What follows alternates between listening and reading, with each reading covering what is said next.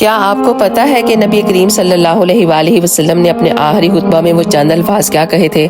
آپ نے فرمایا کہ اے لوگو سنو، میں شاید اب تمہارے بیچ زیادہ وقت تک نہیں رہوں گا۔ جو بھوکے ہیں ان کو وہی کھانا دینا جو تم خود کھاتے ہو، غریب کو وہی کپڑے دینا جو تم خود پہننا پسند کرتے ہو، اور نماز قائم کرنا اور زکوٰۃ دینا۔ بے شک تم اپنے رب سے ایک دن ضرور ملو گے، اور وہ پھر تمہیں تمہارے ہر عمال کا بدلہ دے گا جو تم اس دنیا میں کرتے آئے ہو۔ اور جو یہاں موجود ہیں وہ یہ باتیں دھیان سے سنیں، اور جو یہاں موجود نہیں ہیں ان تک پہنچائیں۔ تم سب ایک آدم کی اولاد ہو، اور تم میں سے بہترین شخص وہ ہے جو اپنے رب کے بتائے ہوئے راستے پر چلے گا۔ اور ایک دوسرے کے لیے دلوں میں ایک سے کینہ نکال دو، اور قیامت تک اس بات کا خیال رکھنا کہ ایک مسلمان دوسرے مسلمان کا بھائی ہے، اور تم سب ایک دوسرے پر حق رکھتے ہو۔